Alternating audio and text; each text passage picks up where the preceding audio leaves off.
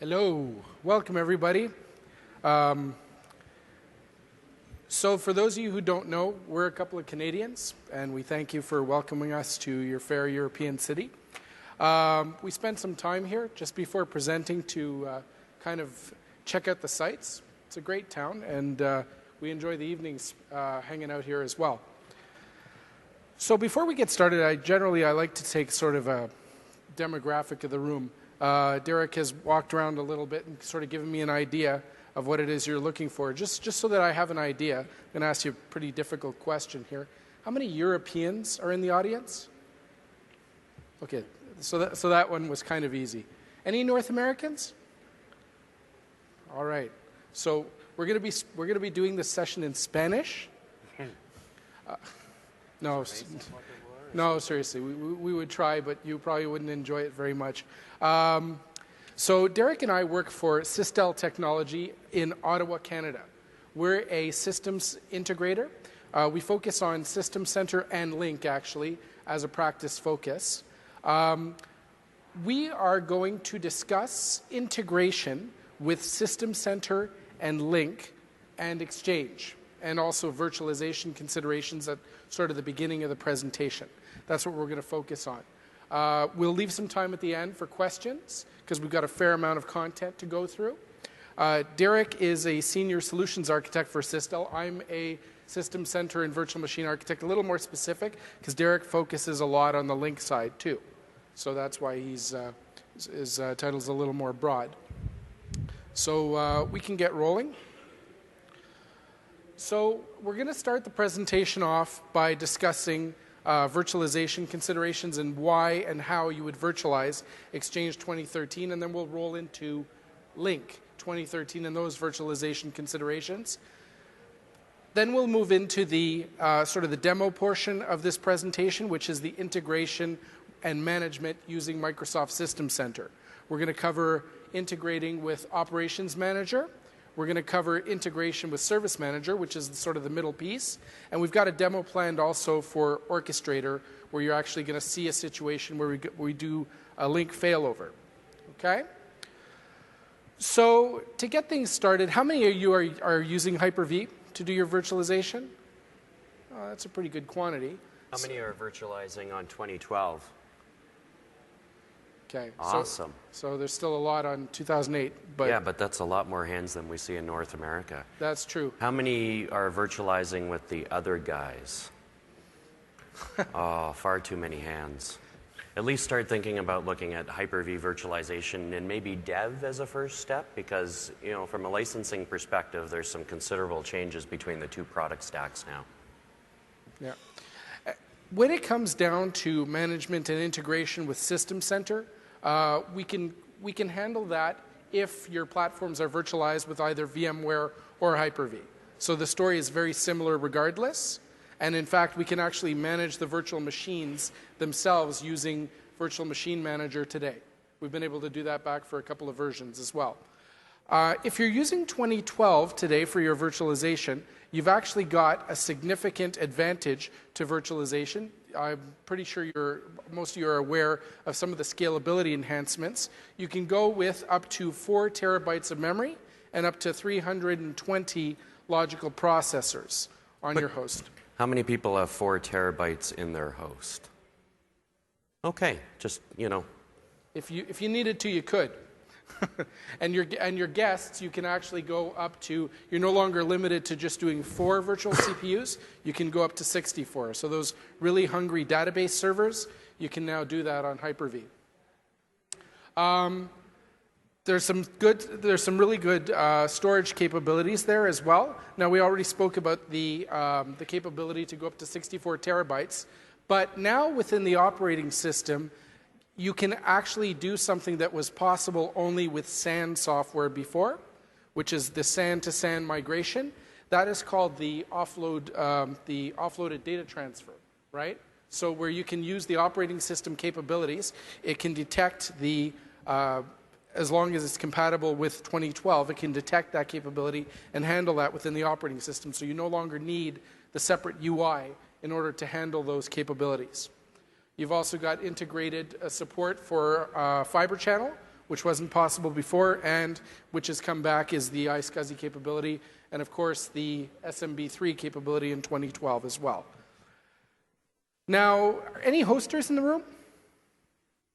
Yeah. So it's, generally speaking, there's not a lot of you guys, but in 2012, you've got this new capability called virtual networking. I'm sure you've all seen that, which allows you to sort of maintain two IP subsystems, one which is the sort of external IP that you use to communicate through the organization, and then sort of a customer-facing or tenant-facing IP infrastructure, which is inside your guests, or even you can link to hosts if you needed to on that infrastructure as well. But using virtual networking, you've got some significant enhancement there, and it makes things a lot easier for hosters and the ability to sort of sell services with virtualization and with IT, right? Yeah, and one clean way of thinking about it is encapsulation. We've been doing that for a long time. That way we have multiple hosters that, or clients or tenants with inside the host. We can all use 192.168.100.x if we feel like it. Yeah, and you can do that between sites, right? So as long as you've got the virtual networking set up and your devices can communicate, then you can do that between sites. It's not a problem. Now, some significant new enhancements with the R2 release, which you've got access to the preview bits. So you guys have been doing virtualization for a while. Hopefully some of you have managed to sit on some of the server sessions where they talk about the new capabilities of Hyper-V 2012 R2. That stuff that you have in the virtual machines, which dates back to the 486 PC days, things like the ISA bus, the PCI to ISA translator and controller, that stuff has all been removed in the Generation 2 virtual machines, which are now in 2012 R2. So significantly lighter weight virtual machines, right?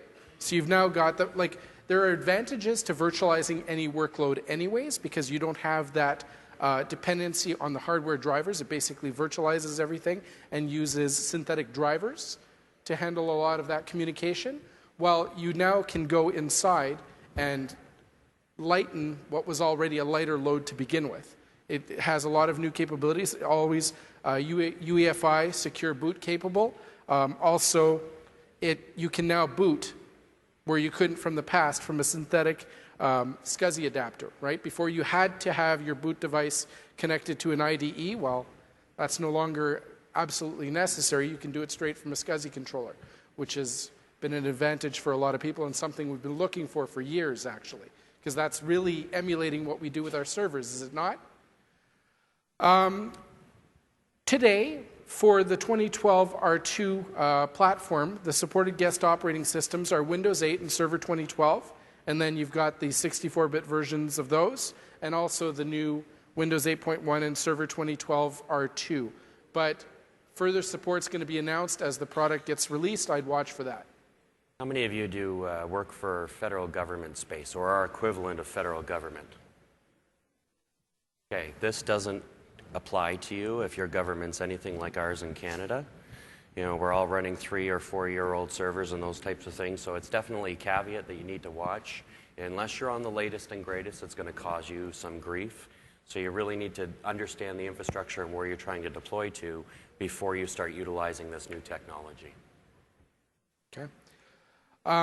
So today, to make your life easier, if you bring in a Server 2012 R2 host, you can live migrate without any problem from your existing Server 2012 host machines to the 2012 R2 machines. Okay? This includes a shared nothing live migration, by the way. So you don't even have to have that shared storage infrastructure to get it done. However, as you know, with the shared nothing live migration, there's a time factor in there, but it's not going down while it's actually doing the migration, right?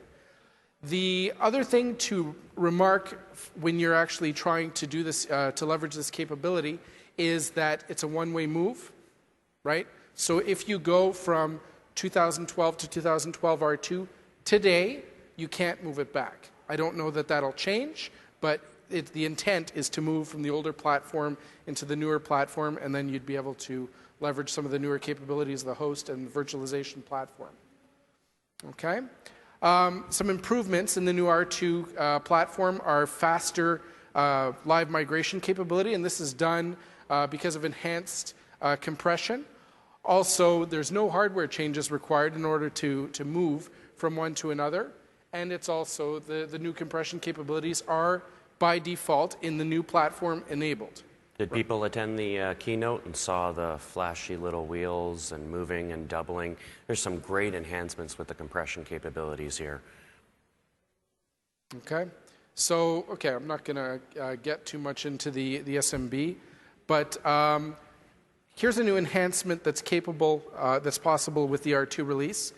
Before, you weren't able to dynamically resize the VHDs, right? But with the new VHDX format, you can actually, while it's online, you can resize that on your host, and then the operating system or the guest operating system will take advantage of that new resizing capability, and you can either expand your disk or you can create a new volume, whatever you need to do there. So that's some interesting new capability that's possible for you now as well. In addition, now, so we know that a quick migration is essentially an outage, right? A quick migration is essentially an outage, but it's done quickly, where you actually export the machine and restart it from one host to another. Well, now you've got the capability to do that live, and you can do that with a snapshot as well, right? So you can export a snapshot and a virtual machine while it's running and bring it up on another host. So you've got those capabilities within the R2 release. Okay, so that's just some base platform type stuff and some new capabilities within the R2 Server 2012 release. So why would we virtualize Exchange 2013? Because that's part of the presentation. So just to level set this to begin with, always compare when you're considering virtualization with how you do it physically versus how you do it virtually. There are some obvious wins. For example, when you virtualize any workload, you're making it more portable. You're essentially creating a file, and you're creating a configuration file that's significantly more portable than actually setting up a server, right? You now just have to figure out a way to move those two files around. And of course, what's in the files is state and other information, stuff like that. With the new enhancements on 2012 R2, you've got some benefits there. So because the operating system has more enhancements, if you virtualize the platform, you get to benefit from that too. Whereas if you deploy physically, sure, you get some benefits if you go and upgrade the underlying host OS, but you get a lot more if you go on Hyper-V as well. So a lot of these benefits are stuff that I've already indicated with the 2012 R2, but they follow through, of course, as benefits to Exchange 2013. So the thing with virtualizing Exchange is that it's not only possible, but it's attractive. And the reason for that is that you can do it for all the role servers, right? That's one reason. The other thing is that if you need to deploy Exchange, you can do it using task sequences. Now, you can do that in a physical environment, but deploying it to a virtual environment is a lot faster because of the file transfer capabilities. You're not deploying to physical metal or physical disks. You're deploying inside a VHD or VHDX, and you get a lot more speed when doing that. So your sort of commitment to set up that environment is going to be significantly less, and it's a lot more scriptable too. Because you've got resource control and granularity in virtualization, that capability transfers to your Exchange workloads as well. And then within Hyper-V, you've got the capability to make the entire system highly available through clustering, right? So within Exchange, you can use your database access groups to make the platform highly available, but you can do it now sort of indirectly, externally, by leveraging the Hyper-V platform as well. So these are advantages and reasons that you would consider virtualizing Exchange versus deploying on a physical machine. Some things to consider about virtualizing Exchange. There's a little bit of some important considerations here. These are always going to tie to and relate to the hardware, okay? So some things to think about. Never forget about the processor. I can't tell you how many times I go to a company and they want to deploy any workload, let it be SQL, let it be Exchange, let it be SharePoint, I don't care. They want to start with one virtual CPU. Don't do that. It's a one-to-one, and at most, it's a 2-to-1 relationship on cores to vCPUs, right? Cores being physical processor. At most, that's what you can stretch out of this. So the consideration here, and actually the guidance on the TechNet website for Microsoft says the same thing, right? The guidance that is given by Microsoft to physically deploy Exchange is equal to the guidance for virtualization. It is supported. It is a viable option. You just have to pay attention to that stuff. So if it's saying use 4 cores, use 4 virtual cores. If it's saying use 8 cores, use 8 virtual cores. You don't want to stray away from that too much because your performance is going to be unpredictable. Now that said, there's nothing wrong with going less and testing your workload and adjusting after the fact. If it were physical, would you be able to do that? Not really. If it's virtual, you've got that capability. Okay? There's some other things with regards to virtual memory as well. Now, there's been a lot of improvements with Exchange. Handling virtual memory, sadly, has been sort of a catch-up game. You want to leverage static memory when you set up your virtual machines for Exchange today. The reason for that is that the workload does not catch up and address the fact that the operating system is consuming less, I'll say physical, but we know it's virtual, less memory that it actually has, right? The operating system has some amount of memory. We know if it's a virtual machine, that's really only the startup memory, right? And then from there, it has amounts that you can configure in Hyper-V to go more or less, yes? Well, Exchange doesn't deal well with the virtual memory load, so you'll want to set that static for this particular workload. I believe SharePoint shares some of those same considerations as well. Same with Link for that aspect as well. SQL's been ahead of the game in the ability to leverage dynamic memory, even some of the new paging capabilities in 2012 that allow us to leverage startup RAM and overcommit our hosts, especially during reboot capabilities. But as Brad said, static is what we need to look at here for any memory sizing considerations. Okay. Now, there are some new capabilities that were introduced in 2012. Those still exist within 2012 R2. You have the capability to use fiber channel now with your virtual machines, and you've got the capability not only to do that on the host, but you've got the capability to use virtual fiber channel within the guests, right? And there you've got the in-guest iSCSI as well, always there. When you're picking how to allocate your virtual hard drives, whether that be VHD or VHDX, of course the preference is VHDX because of the enhanced capabilities. You want to use fixed disk, okay? Fixed disk, truly when measuring performance, is as close to real as possible in the virtual machine without going straight to the real metal, because you can map straight to the metal on the hard drive, and that's truly the fastest way. But if you want all those portability capabilities within virtualization, you want to be using fixed disks. If you're using differencing disks, you've got that sort of resizing as we go, as space is needed, and that does take away from your performance at the operating system capability level. Because of the way Server 2012 works with the whole offloaded data transfer and all that, you don't have to do away with your existing storage infrastructures, but the way they've designed the new operating system, you can take a lot more advantage of local disk, right? So you can have a direct attached storage unit. They even sell some that can attach to multiple servers now, so it's sort of like a SAN or a NAS.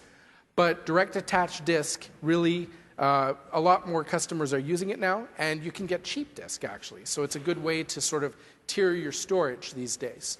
One of the #1 clients that I can think of that is using JBots or these types of devices is Microsoft, for that matter, Office 365. This isn't a SAN infrastructure that's being leveraged here. We have JBot capabilities. We stack them, we rack them with storage space capabilities now, and there's been a large investment there. We're able to sustain and get considerably high IOP capabilities, as you saw in the demonstration in the keynote, where we traditionally required an expensive SAN of at least a couple of $1 million to leverage that.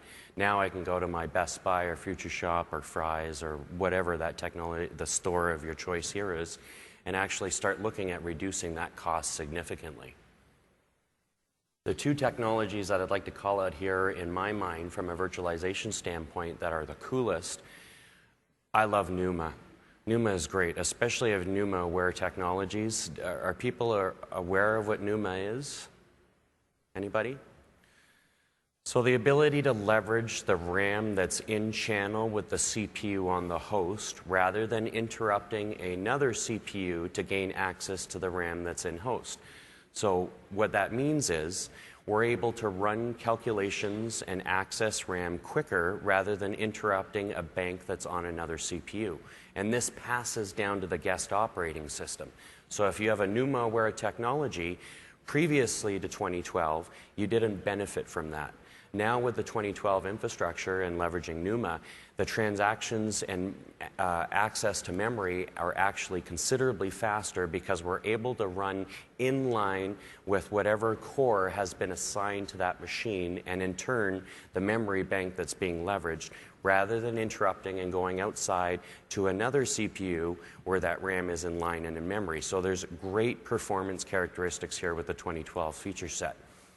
The other one that's very slick is the DVM queuing, where theoretically, and we've seen this in some high workload capabilities, your interrupt in order to gain access to the network interface becomes your bottleneck, okay?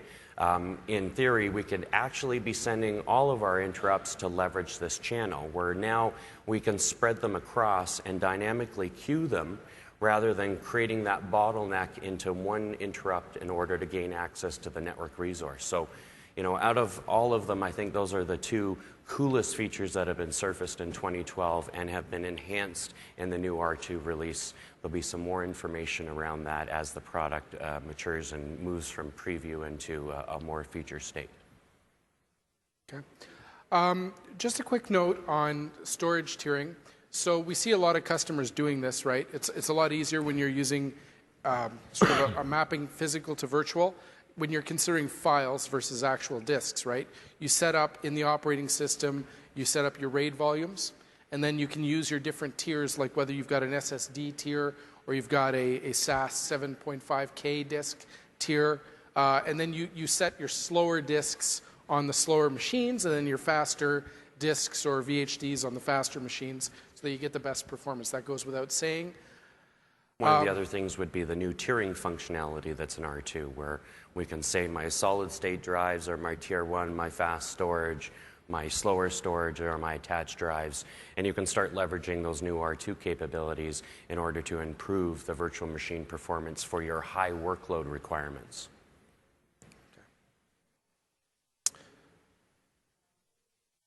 Okay. In R2, there's the support for the Hyper-V replica, which has been improved as well. Forgot to mention that. I just wanted to. Don't do it with Exchange, SharePoint, and Link. That's right. We understand that the workloads and how that memory is being utilized, and real-time communications, at least from a Link perspective, do not fare well to this type of replica engine. That's where previously Brad said that there's a lot of companies that are starting to look at virtualization as a method for high availability or disaster recovery. It's not a one-size-fits-all for every technology. You really need to understand the workload that you're firing off there. In a nutshell, make sure that you're not defining your DR and HR by virtualization high availability. There are product-specific technologies that can be leveraged in order to meet HA and DR in a true sense. A lot of clients and customers like to use it in a virtual state because they think that's more cost effective, but give it a try and see how well it works. I'm sure that your end users will be at your door fairly quickly asking you what happened. Yeah. So just a note to the high availability, application specific high availability capabilities are to be considered first in all cases. Beyond that, you've got the protection when you virtualize that, yes, you can create high availability through clustering using Server 2012 Hyper-V. And actually, it's going to be a supported scenario now by Microsoft. Back in the 2008 days, it used to be application virtualization only, and yes, you can do it, but wasn't actually supported. That has sort of moved forward with the times and is now supported by Microsoft with the 2012 and the 2012 R2. However, guidance is given by Microsoft as well to say consider the application high availability and fault-tolerant capabilities first. Failing that, rely on the virtualization capabilities definitely to be tested to determine the impacts in your environments, right? You're still going to get the one ping reset. In the end, a lot of these problems are not because of the virtualization technology or what you're leveraging. We have to consider the networking aspects. If I'm on this host with this IP and this MAC address, and I'm now over there, you get a reset. It has to occur because from a switching layer 2 process, it's not where it used to be. And there's a reconvergence that occurs. So it's not a fault of the virtualization technology, it's a fault of the underlying infrastructure that's being leveraged. Okay. So just the reason I put the takeaway slide here is because we kind of segmented the presentation. We've sort of concluded the Exchange portion virtualization. We can talk about that in questions, but we're kind of going to switch gears a little bit and move into Link. So some considerations here when you're virtualizing Exchange as a key workload are the processor cores. You can't ignore that. So don't go with one virtual CPU, or if you do, please make sure to test your metrics and make sure that the thing is working. You're going to find that you're going to have to go closer to actual anyways. We've seen that from experience. Beyond that, Exchange doesn't deal well with dynamic memory, so do set your virtual machines up with static memory. Also, disk I/O is critical, so set up your RAID arrays correctly, and the way you actually provision your storage, put it on fast disk tiering. And also, when you're going and designing that Exchange infrastructure, the first role in Exchange to attack is, of course, the mailbox server role. Okay. So let's talk about a couple of aspects of virtualizing Link. Everything can be virtualized pretty much. Most of the things that Brad had stated are still holding true. Front-end pools, co-locating mediation servers fully supported, standard edition servers fully supported with that SQL Express running in the background. Again, very important, test your workloads, understand your host, what's currently committed on the host. Don't overcommit your host. Again, the best practice numbers are stated to sustain X amount of users over X amount of time. Do you always need a hex core with 32 gigs of RAM for your 40-user customer base? Probably not. Does Microsoft give you recommendations for 40 users? No. Their recommendations are always, how much can I get on a maximum utilization base? So, although they are best practice numbers, really sizing is important. You know, for that matter, if you've got 200 users, Hyper-V version 2 might suffice. You've got 4 cores, that might be able to handle the workload. So really going through the testing of workloads are important, but the number one thing that we see with our VMware customers is overcommitment. There seems to be an even one-to-one CPU mapping. I hear this all the time, where I should just assign one CPU to the virtual machine and let VMware handle the queuing capabilities because one is somehow better than 4. It's not true. You really need to quantify that at 1-to-1, max 2-to-1. And if your workloads are not that heavy, you can do 2-to-1 and maybe even 3-to-1. Not best practice, but again, it depends on the workloads that you're utilizing. You know, you're not scaling up to 6,000 users per front end with 12 front end pools in order to handle that throughput, most people, unless you're a hoster and you have the hosting pack in there. So there's a lot of room for wiggle. I know we like specific, static information, but unfortunately, when we look at when Microsoft looks at testing some of these infrastructures, you just can't test every scenario that's available out there. So there's a considerable amount of wiggle room. Try it out. Again, with virtualization, The sizing is awesome. You know, when we went from a physical world, I had to buy a box. I had to know my numbers spot on, because if the client came back to me and said, hey, this workload is garbage, I'm having considerable amount of problems, that was a cost, and typically as the contractor, we ate that cost because we had some bad recommendations. With virtualization now, the sizing and scaling capabilities are really fantastic and really allow you to entertain more quantifiable values that make sense in order to provide the best value to your end users.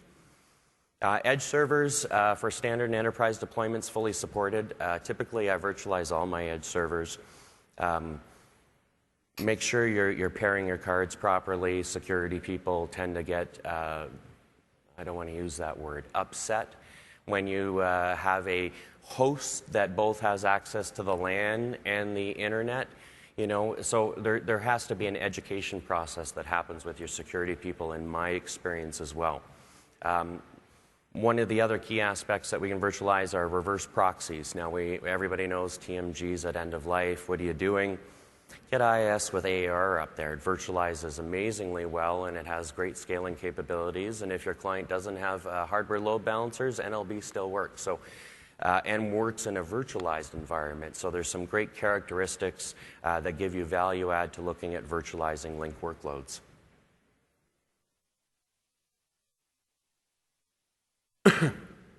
So the first aspect is here, don't mix.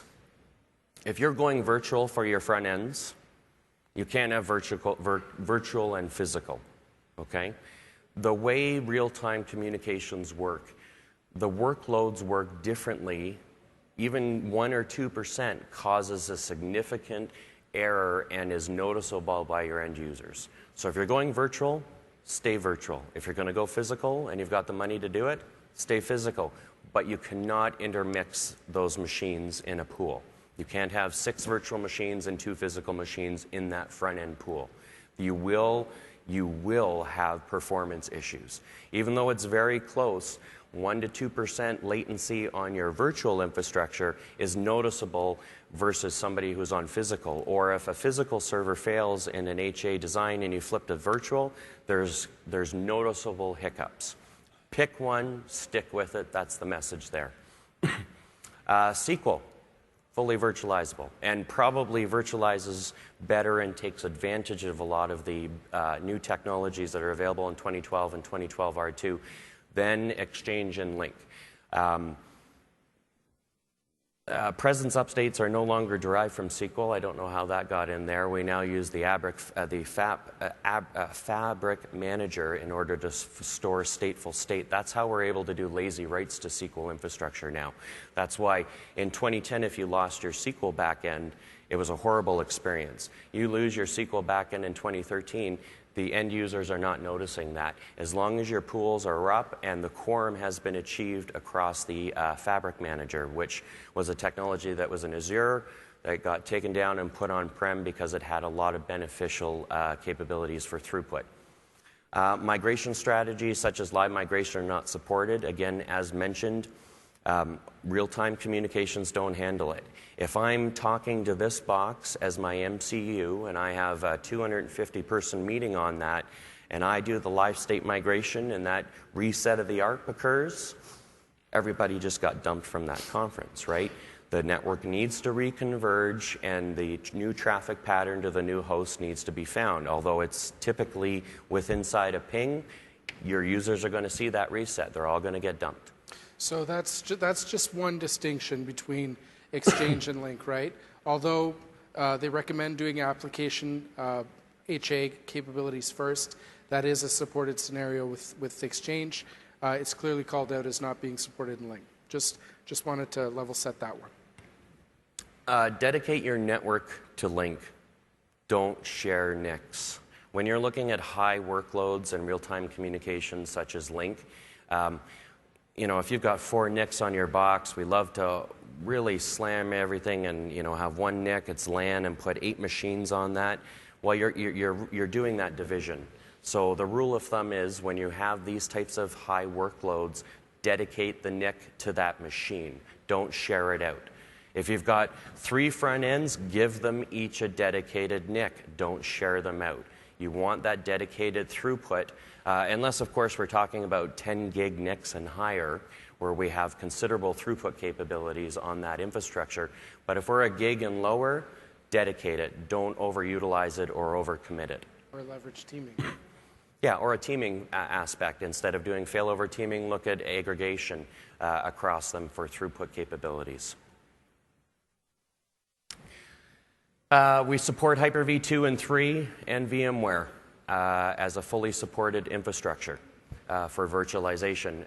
2 is supported. Realize that you do cut your workloads at least by 50%, depending on the host, because we required 8 cores in 2010, for instance, depending on your scaling requirements. You're down to 4, so your workloads are going to be cut down, although it is still a supported virtual hypervisor.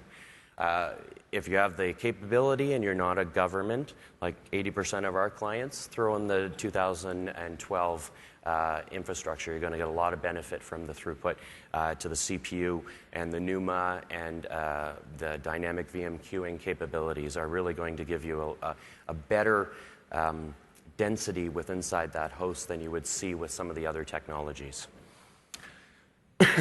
Don't do RAID 5 and 6 anymore. That's not a great idea, right? Start looking, because we are supporting very inexpensive disks, look at striping. If you need some sort of tolerance, do RAID 10. But because the IOP requirements have been reduced significantly, don't RAID 5 and 6. I know that became a very comfortable thing to do a decade ago, but it's been depreciated. It's probably not best for these types of workloads. Solid state can be your friend. Depending on your disk capabilities, and solid state drives have considerably come down in cost, and now with the new tiered storage capabilities in 2012 R2, there's some benefits there, especially from an exchange perspective, when we start looking at some of the new filtering capabilities that are on the, I love to think of it as the authentication role and the everything else role, because the authentication box is just a proxy now. There's no real spam, that type of stuff like we did in the previous versions. There's some lightweight filtering capabilities, but we're doing a lot of the heavy workload on the back end role now. So there are some benefits that you can look at there that are great to benefit. More than 24 cores on your box. With the density of cores, if you're looking at doing high-density virtualization, load it up instead of buying another server 6 or 8 months later or a year later. Look at getting that density in the box so that you can actually look at virtualizing these workloads in there. If you've only got 16 cores, you're going to use that up fairly quickly, and it causes you some problems when you look at HA and DR scenarios with inside the virtualization technology. Make sure that you don't overcommit either. If I have a box that's got 16 and a box that's got 24, I'm going to have a problem if one fails over. Make sure that they're the same. And remember host RAM. Number one thing we see is the overcommitment, and people forget that there's things running on the host. If I've got monitoring, if I've got antivirus, if I have other line of business applications that are touching that host, make sure you haven't overcommitted and you've given something for it. We've seen instances where people have completely committed all the RAM capable, and the host is now bottlenecking the processing capabilities of the hypervisor. Even though we talk directly to the hardware, when the machine needs to do something, it's going to cause you some grief. So make sure that you haven't overcommitted. At least give 4 gigs to the host.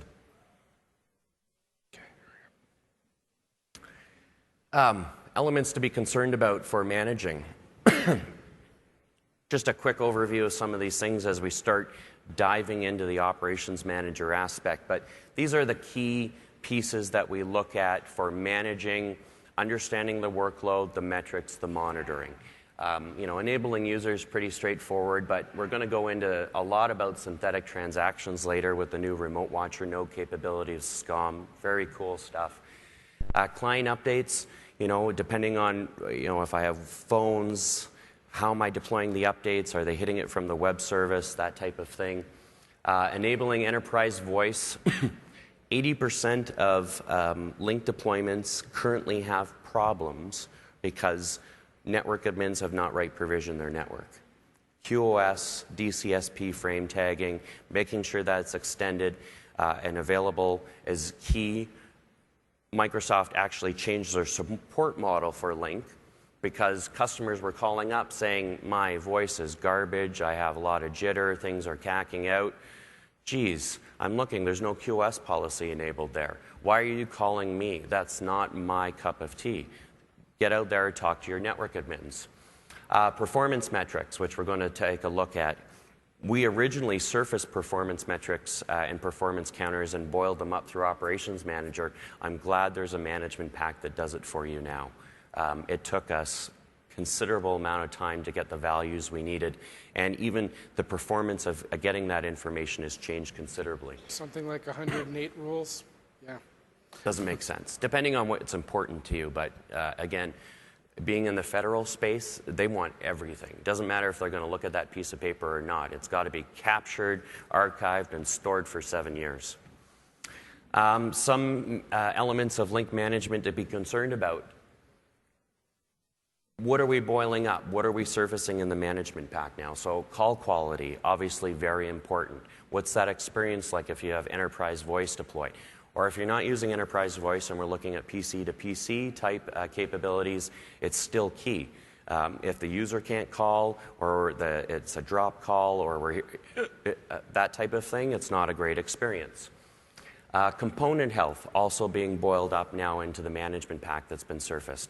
So not only the state or the view state, but we're also looking at how's the web service, how's the file share, what are the different aggregations, which Brad is going to show you in just a few moments in the demonstration of what the new 2013 management pack looks like.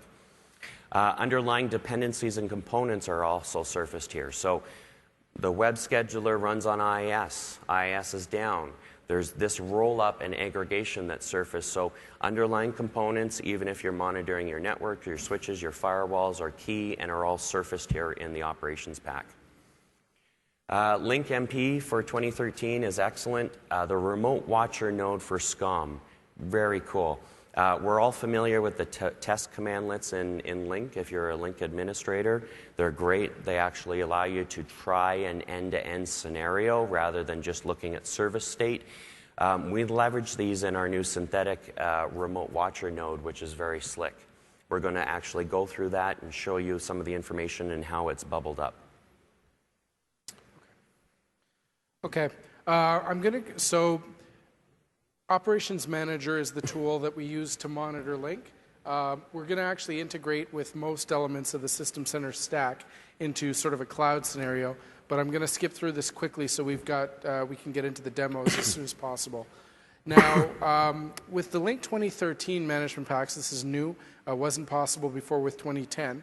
You've got scenario availability from any location, considered with the distributed synthetic transactions, which are launched through PowerShell. We're actually going to demonstrate something like that in front of you, where we're going to demonstrate a failover over there. You've also got exposed those synthetic transaction logs, so you can view what's been happening as the synthetic transaction runs through.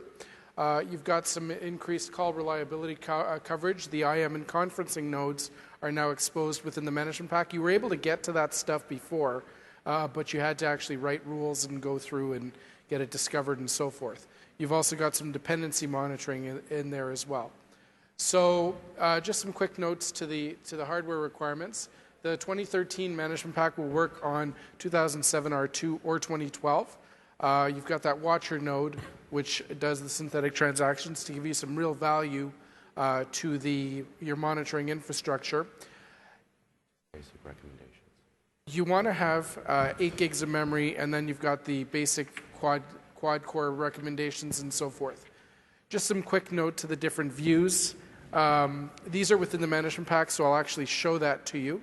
You've got the individual monitoring views. These are already scoped by the product team. So inside any alert, you've got severity and priority, which are the two sort of key pieces of information to quickly tell you health state of your environment. Well, the product team has gone through and already sort of predefined these alerts and health states based on critical classes that you're concerned with in your environment, servers, pools, sites, and then they've gone and set up the deployment diagram. And then for the alerts themselves, instead of just giving you an all alert view, what they've done is they've set up using business rules, and they filtered on priority. Okay? From there, you'll see different severities and health states and so forth. Now, what I was trying to show here with the remote watcher node now in 2013 is you can put this node anywhere in order to test end-to-end scenarios for your users. The remote watcher node system does not need to be domain joined. If you want to start looking at federation, remote access, mobile testing, what a great place to put a small instance node in a cloud provider, for instance, and have that feeding the information back. Because when you're looking with inside the infrastructure, you may not be knowing that the hardware load balancer failed if you're not monitoring, or there's a firewall issue, or your admin made a change on some of the security policies. So the ability to put the node anywhere in a topology, regardless whether you own it or not, starts surfacing some excellent information from a monitoring perspective. Because ideally what we're trying to do is know before the user tells you, right? Proactive versus reactive capabilities. So this is a great way in order to test that end-to-end scenario and really see what's going on. So without ado, let's jump into a demo and start showing some of the product. Okay. So we're going to demonstrate integration with Operations Manager. I know Derek did the rounds, and a lot of you are interested in that. So we've actually got loaded here the Link 2013 Management Pack, and it'll just take me a second to just close it and reconnect this. Refresh that view. It was the same thing.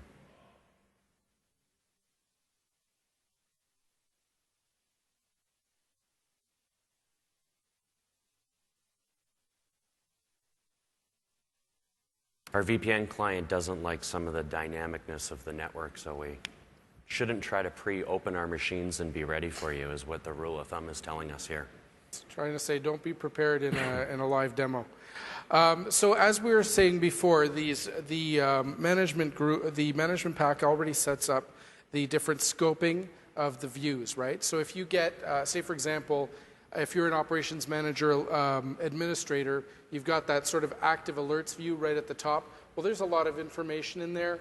Usually scoping down to the individual management packs gives you very specific information, and the product team has gone and actually scoped that further to give you more relevant info on those business rules that you can configure based on priority, being high, low, medium, right?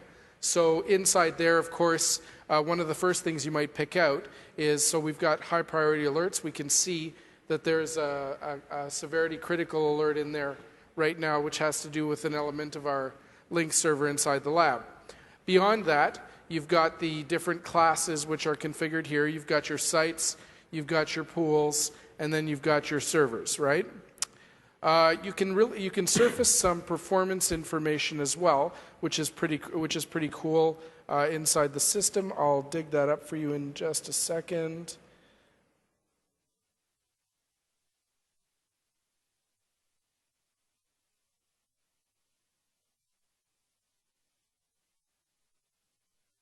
So if we look under the enterprise front ends, right, we can grab the sort of the VM1 host right over here, and we can surface any performance information that he's got, which will help me very quickly figure out how the server's performing, which is scoped to that particular role.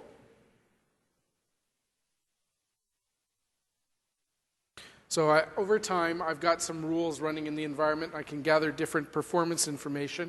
If I need quick troubleshooting snapshot-based information, I can rejig the time range to make it more relevant. By default, it's going to be set to 7 days. That's an operations manager default. You can lower that to, say, within the last hour, 2 hours. Or you can change the rule and the frequency with which it collects the data. So say if it collects the data every 5 minutes or every hour, you can bring that down if you need to troubleshoot for a scenario and just enable the rule for X amount of time where you need to do a troubleshooting session, and then you've got your performance view to validate that information as well. You can also report on this information, because as information from SCOM gets written into the operations database, it also gets written into the data warehouse. So you can pull that information out and get at it with reports at a later date as well. Okay, so the monitoring and surfaced information in Operations Manager is pretty key to tell you what's going wrong very quickly.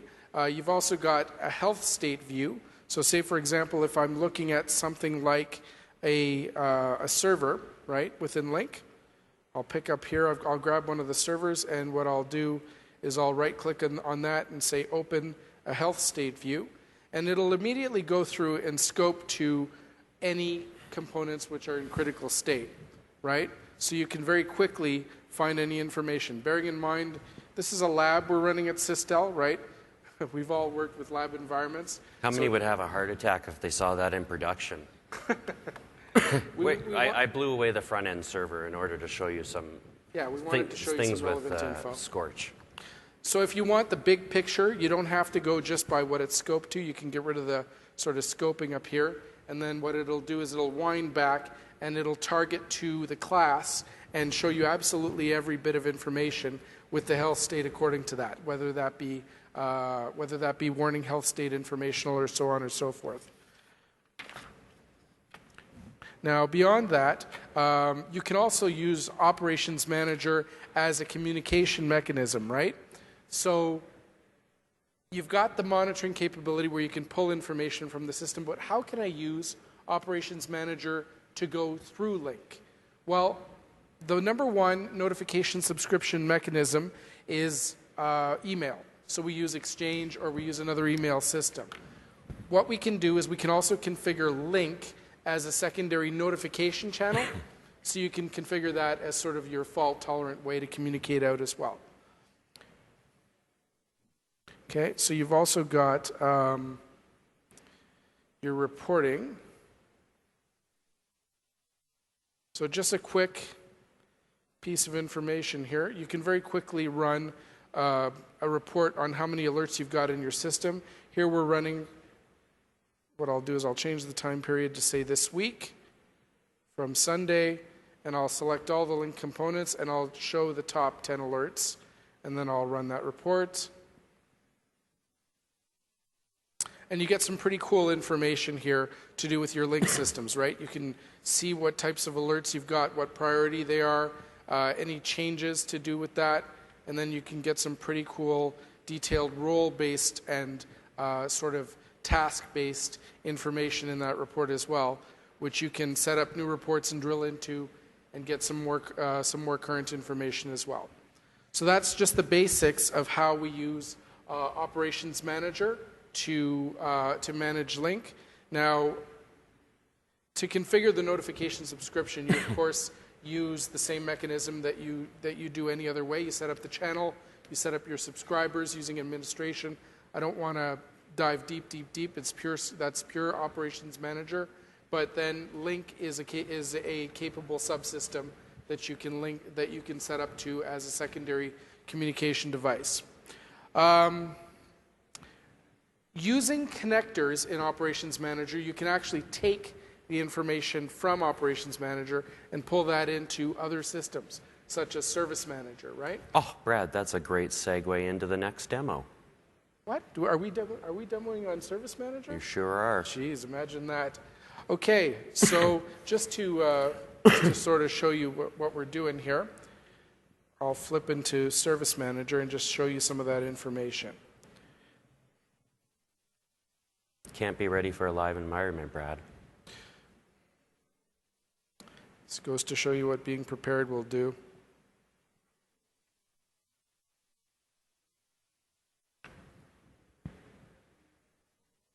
One of the other things, as a nice little fill-in segue right now, the management packs for CDR call reporting as well pull from the monitoring infrastructure of Link. So very relevant information as you're boiling in and leveraging that, so it's very key. You forgot to click force. We need to wait a couple minutes.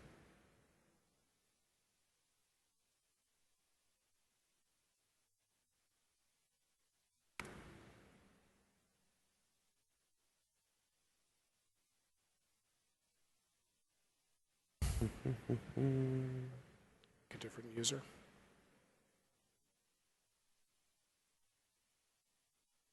Yeah, use any of them.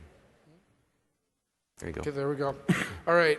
So All right, what we're doing is actually, I'll just quickly tell you what we're going to show in the next demo as well.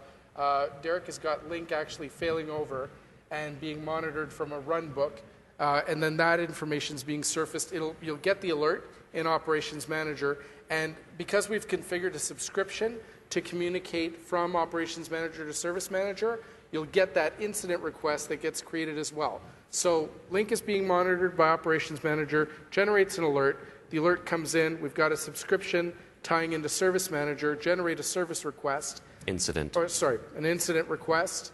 And then from here, we've actually configured activities in a workflow which will go and fire off a correction. How many people have a help desk here or a ticketing system? How many people's systems can actively receive alerts from monitoring infrastructure and automatically create the incident for you? Awesome. How many of those machines can actually then do a workflow and rectify the issue for you and go back and close the alert and tie all that beautiful ITIL MOF information into it? Okay, so that's kind of where we're going with this. We're going to show you that end-to-end System Center capabilities. The only guys that are raising their hand, obviously, are running System Center.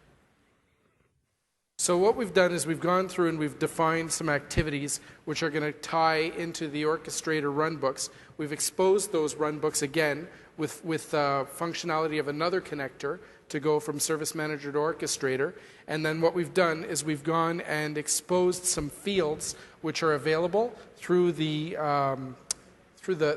bus in Orchestrator, which can now pull the information from the incident request that it gets in turn from the monitored object, right? So here we're getting some field data that we're pulling from the orchestration runbook, and then what we're going to do is we're going to pass that information both in the incident request as log data, but we're also going to use that information in Orchestrator inside the runbook to perform some activities, right? So this is really the man in the middle. I don't want to go through too much of Service Manager because of time, but really what it is we're capturing a ticket, a incident, so that all of our auditing and our compliance people are very happy. They have an issue because as IT individuals, I don't know if you're like me, but if I see a hot potato, I jump on it and I fix it. I tend not to document everything I should. I tend not to notify everybody I should because, hey, the service is out. I've got users complaining to me. My cell phone's ringing. I want to fix the problem. So rather than relying on my improper internal workflows, the system will do it for you. That's kind of the short answer. We gather the alert, we create the incident comes in, depending on specific characteristics of the incident, in this case we have a failed incident, we then pull an activity. There's a couple of demonstrations I'm going to do with Orchestrator and show you a couple of ways to carve this. One would be to have Service Manager invoke the activity for us. That's sort of the manual way to do it. Or have Scorch monitor Service Manager and watch for the incident specifically. And that's kind of the more preferred way, but I'm going to show you both flavors because it's not really that much difference to rejig. Okay. Okay, so we'll let Derek flip over to the Orchestrator presentation. While he's doing that, just so you know, like Operations Manager can run tasks, Service Manager has the capability to do that as well. So within an incident request, right, you can actually go in, and if you've got runbook activities exposed, you could launch that yourself, which can actually draw into the runbook and launch that manually. Or another way you could do it is sort of a la Operations Manager, which is configure a task which would tie in and perform those functions for you. And you can expose those and run those directly from within the service request. Derek's actually configured a runbook to monitor a service request that comes in. So we've got two things happening. I sort of explained the process. I can show it now. I've got it up. Okay. Let's, instead of listening to me talk, we'll watch Derek show. So the first one here is if we were invoking the runbook by calling it from Service Manager. Okay? So in the runbook activity sequence that we're using, we pass the data by utilizing the initialized data field. And very, very simply, I'm only pulling one object here because I just want to know, I've got to stop it. I'm sorry.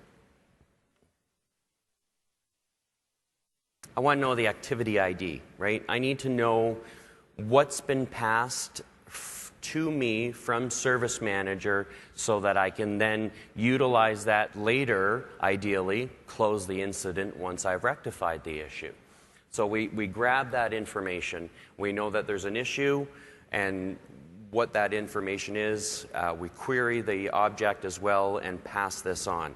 Now, what I've done here for people that are not PowerShell friendly people is shown that if you don't want to write PowerShell and you don't want to script it, we can actually use a CMD type interface here where we're calling the PowerShell on the other box to do something.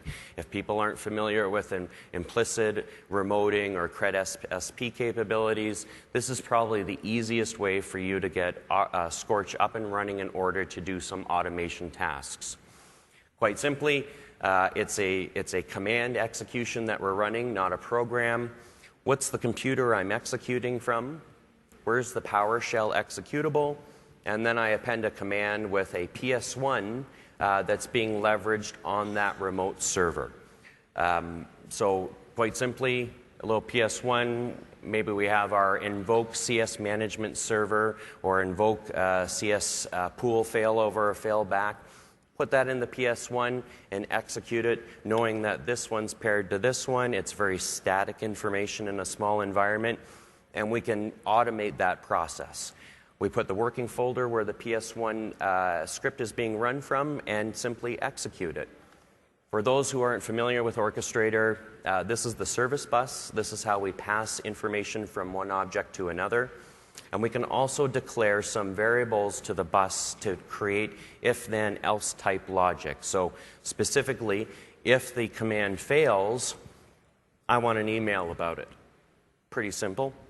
If the command is successful, then let's move on to the next step. Now, in an enterprise deployment, before you can fail over the pool, you've got to fail over the CMS infrastructure. So if we don't complete a successful failover of CMS, we've got other problems that we need to take a look at. Once the completion of CMS is done, then we're doing the same type of activity. What's the box, where we're executing it from, and what's the working directory. There is also the ability to pass run as credentials as well, depending on your services and your workflow account and what it's capable of doing. Again, some simplistic logic behind it. To close it, we want to then update the service request. We're pulling the initialized data activity ID that was passed to us from the call from Service Manager to Orchestrator, set it to resolved, and then email me, it's all done. So ideally what this is doing is you're not getting that 2 a.m. call or that 2 a.m. page. As soon as it failed, the incident was created. Automatically, we called the Orchestrator runbook to fail over from pool 1 to pool 2. Everybody's happy. You can come at 7 a.m. for us, but if you're in Spain, you come in around 9:30. Take a look at the server, test the infrastructure, fix the problem, and fail it back.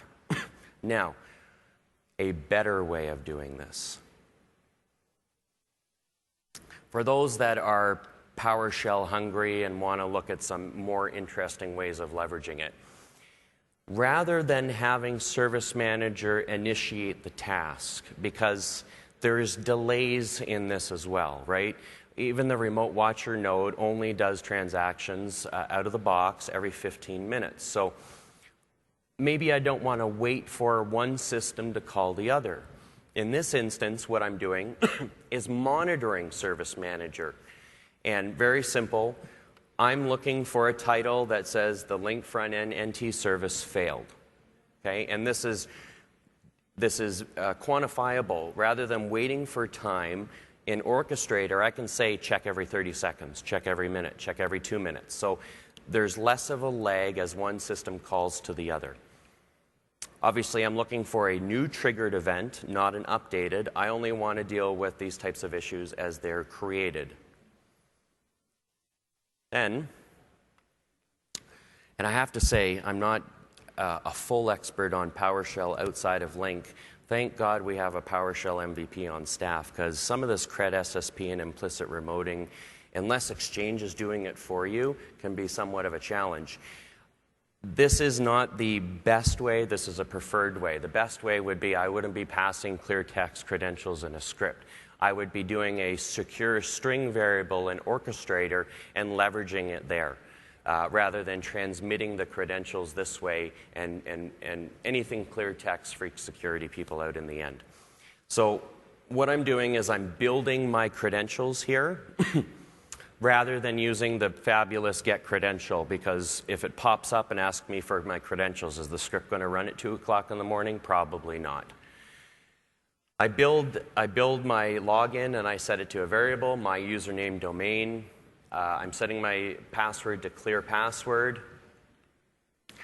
I'm setting my credentials. Then I'm setting up my new remoting session, specifically passing my credentials over to it rather than being prompted for them. I enter the remote session that I've just created, and then I invoke what it is that I'm looking at doing. So for this instance, I'm looking at failing over the CMS first. Fail over what's the fully qualified domain name of the backup SQL server and my enterprise deployment. Throw the nice little force on there.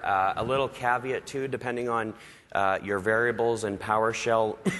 We've all been prompted. Microsoft is notorious for this. Are you sure you want to do it? Are you really sure you want to do it? Okay, let's do it, right? The Unix admins that I talk to just drives them nuts. If I'm doing something from the CLI and hit enter, I know what I'm doing, damn it, just do it. So declare your variables. Set those session variables up on the boxes where you don't want to be prompted for warnings or alerts so that it doesn't ask you, are you sure you want to do it? Obviously, if I've scripted it, I've tested this out. I'm not flying blindly by the seat of my pants in production, hopefully, and everything's good and gold. Now, in turn, some logic behind it, pass and fail. Then simply, I build my credentials again. A better way would have been to store this in a global variable in Orchestrator and using a secure variable state, but I wanted to show you some shelling capabilities for those that aren't quite tech savvy in that side of things. Same type of thing, build my login, create my session, open my session, and then in this instance, let's fail the pool over now, because we know that the CMS was successful or it would have gone on to the next state because of the if-then-else logic that I put on the service bus. Finally, we want to update the incident, close it. I get the incident ID because I've monitored it at the start. We can set it to resolved or closed, depending on the logic that you use.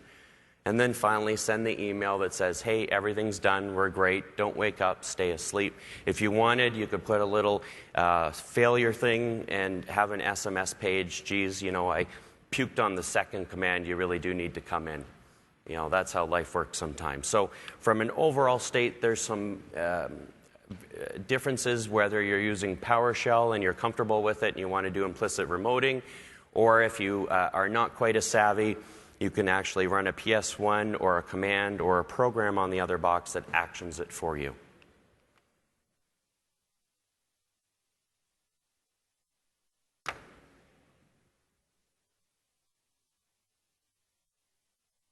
Okay, so we're good to go. All right, so just to sort of wrap things up here. So we spoke to you about virtualization and some of the new capabilities in Server 2012 R2. We covered how and why you'd virtualize Exchange 2013 and Link 2013 and some of those considerations. We demonstrated managing the Link subsystem with Operations Manager, Service Manager, and also that you can create runbooks to sort of autocorrect actions within the Link subsystem as well. Okay? We just picked Link because I'm a Link MVP. If I had been an Exchange MVP or SharePoint MVP, we would have picked that. But the idea is that Orchestrator, Opalis, now purchased, back April 2009-ish, really allows you to integrate and leverage, and it is our automation workflow engine regardless of the product state. Even though Service Manager does have some basic automation capabilities, you want to take it to the next level. There's great integration packs with operations, with Scorch that are out there, but we found that even the community is developing some awesome IPs. There's a gentleman, Ryan from General Mills. You should see some of the IPs that he's created. So if you're looking at some of the extensible stuff that's not under the Microsoft realm, take a look at scorch.codeplex.com. There's some great IPs there that you can leverage. So just in case some of you aren't familiar with that, by IP, Derek is referring to the integration packs. So the way we bring management packs into Operations Manager and Service Manager, that's tantamount to integration packs with Orchestrator. And so a lot of what we did could have been potentially accomplished had there been an integration pack for Link. There's not. So what we did was we demonstrated that you can actually compensate for those capabilities using PowerShell, right? You can drag in a .NET object or drag in a command object and leverage a PowerShell script to sort of bridge that gap in capability to get what you want done. So there's virtually any solution that is possible using Orchestrator and System Center today. So I'll turn it over to you guys. Any questions? We've got 3 minutes and 48 seconds. Wow, that's awesome. No questions. Very unusual. Usually in North America, I'd have some swag up here, and that would drive the questions, but, you know, it doesn't seem to be quite the same here. Okay. Well, then that's it, guys. Enjoy the rest of your afternoon. Hopefully you get some good sessions. Please don't forget to evaluate our sessions. If you like to see content like this, please provide feedback, which we consider very serious, and we use it in order to create future sessions for you. Thank you very much.